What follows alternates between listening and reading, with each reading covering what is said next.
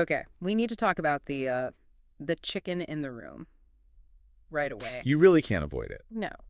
We're looking at the reigning Season 1 champions of the B.A.L.L. Last year, they were college. Very respectable name. Academic, structured, you get it. Sure. It made sense. For their Season 2 title defense, they've completely rebranded. They are now officially barbecue chicken. It's a name that definitely wakes you up. Not what you expect from a team known for discipline. It's so bold. I mean, you have to think about what that means in basketball slang. Shaq made it famous, right? Oh, yeah. If you call someone barbecue chicken, you're saying they're easy, they're lunch. You're saying, I can score on you anytime I want. It is a massive flex. And that's the irony. The name sounds casual, almost dismissive, but their game is anything gut.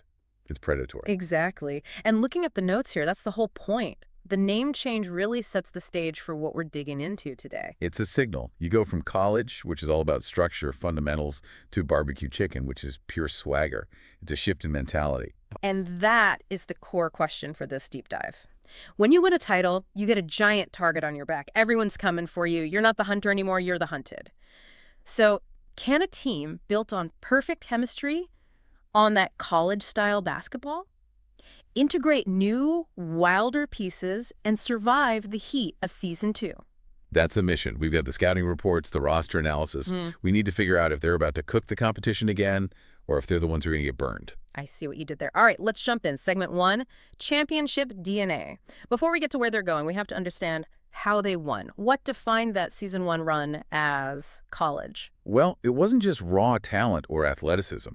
If you dig into the source material on that run, one phrase comes up over and over: high IQ basketball. We hear that term a lot, high IQ. Can you, break that down for us? What does that actually look like on the court?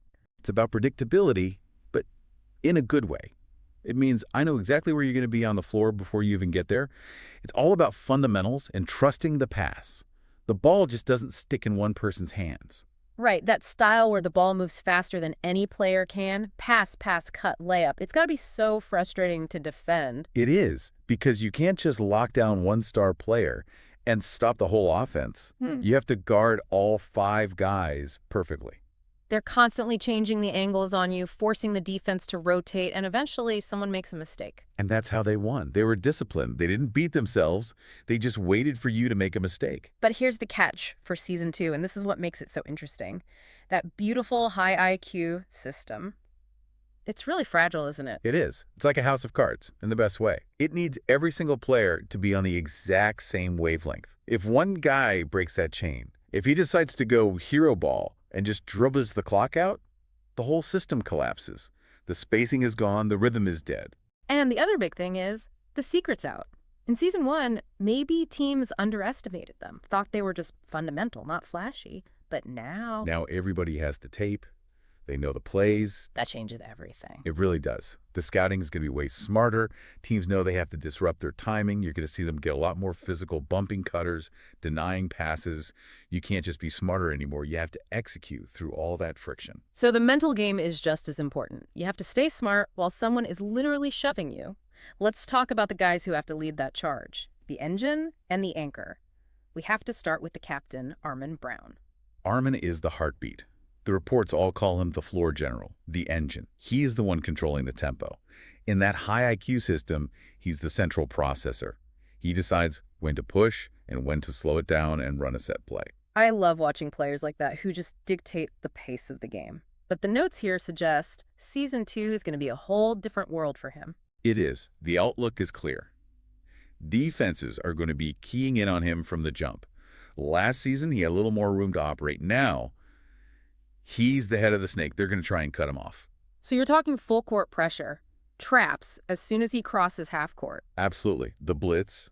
As soon as he calls for a screen, you'll see 2 defenders just jump out at him, trying to force the ball out of his hands and make him uncomfortable. That's got to be exhausting. Yeah. Physically, yeah, but also mentally. Making the right read over and over while 2 guys are swiping at you. And that's the key to their whole season, according to this analysis. It's his ability to read that pressure and elevate his teammates. Yeah. He doesn't need to score 30 points.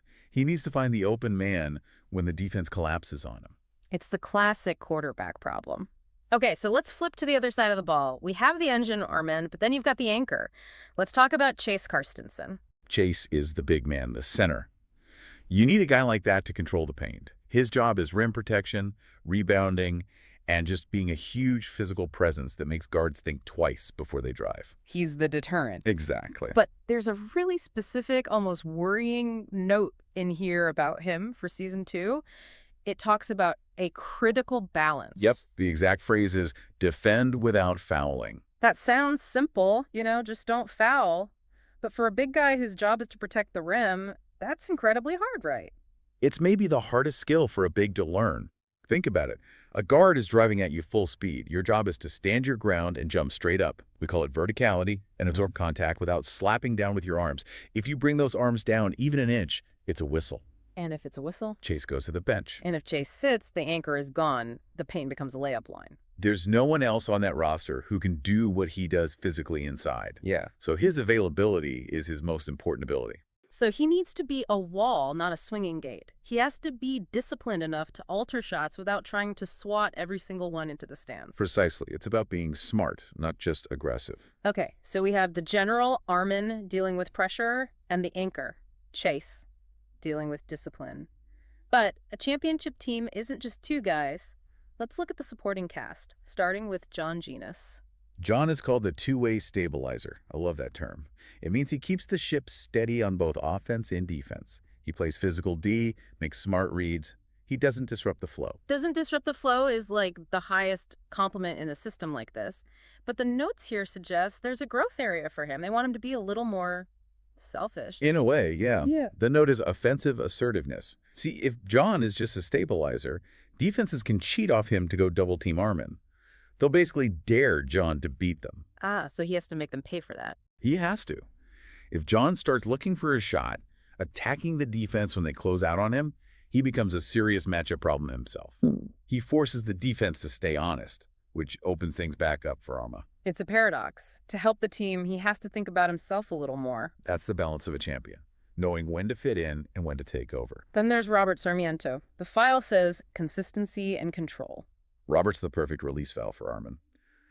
When the defense collapses on the captain, you need a guy who knows exactly where the open space is. He makes these timely cuts. He finishes efficiently. He's the guy who's suddenly open under the hoop while everyone else is watching the ball. It's pure spatial awareness. He capitalizes on the chaos Armin creates. He's not creating the advantage, he's finishing it. Okay, and we have to talk about the energy guy, the hustle player, Jeff Tiki. Every single championship team has a Jeff Tiki. You just can't win without one. Loose balls, transition defense, effort rebounds, stuff that doesn't always show up in the box score. The dirty work. The winning work. And the notes say that in a more competitive season 2, his role's even more important. When skill levels even out, the team that works harder usually wins. Jeff is the guy who breaks the other team's spirit with pure effort. And rounding out the core, Chuck Camilla, the veteran presence. Situational awareness. That's him. When the other team goes on a 10-0 run, you need a guy like Chuck on the floor who doesn't panic. He's the emotional ballast. Right. Late game composure. You can't put a price on that. So that's the core, the returning champs. But, and this is where the deep dive gets really juicy, you can't just run it back with the same guys and expect to win again. The league adapts. You have to evolve. And barbecue chicken has added some new ingredients. That's right. Stagnation is death. You need new blood, even if it's just to create some internal competition and keep everyone sharp. Let's start with James Montojo. The report calls him a versatile addition. James is interesting. He raises the team's ceiling. A system like theirs can sometimes get a bit predictable. James adds flexibility. So he can play multiple positions, guard different types of players. Exactly. Maybe he's a wing, maybe he's a small ball big. That alone pushes the starters. If you know there's a capable guy on the bench ready to take your minutes, you practice a lot harder. He prevents complacency. But the real headline, the name that really jumps out, is the second edition. Zern Tembalik, the source calls him the wild card. This is the biggest X factor for their entire season, no question. I mean, the words used here are limited film, fresh energy, unpredictability. This sounds like the complete opposite of the high IQ, disciplined identity we just spent 10 minutes talking about. And that's exactly why this is so compelling.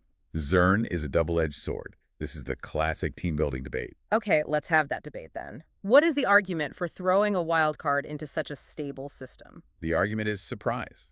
We just said that every team has the tape on them, they know the plays, but Zern has limited film. Opponents don't know his tendencies. He can come in and create momentum with plays that are not in the scouting report. He forces the other team to adjust on the fly. He's the chaos agent. He breaks the pattern. If the other team learned the script, Zern is pure improv. He is. He adds a dimension they just didn't have. In a playoff game, when the set plays break down, sometimes you just need a guy who can create something out of nothing. But the con, the risk, seems huge for a team like this. Oh, it's a massive risk. We're talking about a team built on trust Yeah. and everyone being in the right spot. If you have a wild card who goes off script, well, he can break the entire machine. Right. If he ruins the spacing or misses a defensive rotation trying to make a hero play, that whole high IQ system just, it falls apart. You can't have 4 guys playing Mozart and 1 guy playing heavy metal. It just doesn't work. So the source material has a condition for his success. It's not just let Zern be Zern. No, not at all. It's very specific. Yeah. Zern must buy into the defensive mindset and the team-first system. So he has to be a disciplined wildcard. Isn't that a contradiction? That's the needle he has to thread. He needs to bring his unique energy, but channel it within their structure. Be wild with his effort, but disciplined in his role. If he does that, he becomes a swing player, the kind of guy who can win you a championship. It's a fascinating experiment. Take a perfectly ordered system and just drop a little bit of chaos right in the middle. It's like a chemistry experiment. Sometimes adding a volatile element makes the reaction stronger, and sometimes it blows up the lab. They clearly felt they needed that spark. So let's get to the verdict. We've looked at the DNA, the stars, the role players, the new guys. Season 2 outlook. Can barbecue chicken repeat? Look, the pieces are there. They have continuity, which is huge. Yeah. They have leadership. They have experience. They know how to close out games. And that confidence really matters. But the obstacles are very real. Very. The matchups are going to be more physical. They are going to get every opponent's best shot every single night. There are no nights off when you're the champ. So if you had to make a checklist for a repeat, what's on it? Okay, based on these notes, it's 4 things. 1, Armin Brown reading that increased pressure, the traps, and not forcing it. He has to stay poised. Check. 2, John Genius stepping up, being more assertive on offense to take that heat off Armin. Check. 3, Chase Carstensen staying on the floor, mastering that verticality, no cheap fouls. And 4 has to be the new guys. It's Zern. The integration of Zern Tembelik. Can the chaos coexist with the order? If those 4 things happen, They have a legitimate path right back to the finals. The talent is there. It's all about execution and, honestly, the psychology of being the team everyone wants to beat. and as the source says, Season 2 is the difference between being a winner and building a dynasty. That's the real stake here. 1 trophy is a great story. 2 trophies back-to-back, that's a legacy. That's when your team name is remembered forever. Even if that name is barbecue chicken. Especially if that name is barbecue chicken, because then you're not just winning, you're doing it with this undeniable swagger. It becomes iconic. I love it. You know, this leaves me thinking about what we said with Zern. We think the best teams are the ones with perfect order, the ones who make the fewest mistakes. But I wonder, is perfect order actually a weakness when the whole league is adapting to you? Maybe you need that little bit of chaos just to survive. It's a great question. Can you evolve without losing your soul? Can a system of order truly embrace a wild card without shattering? The teams that repeat are usually the ones that reinvent themselves just enough to stay one step ahead. We're about to find out, and I can't wait to see how that defense holds up in the opener. Keep your eyes on the paint, watch the fouls, and let's see if chicken gets cooked or does the cooking. Thanks for listening to this deep dive. We'll see you on the court.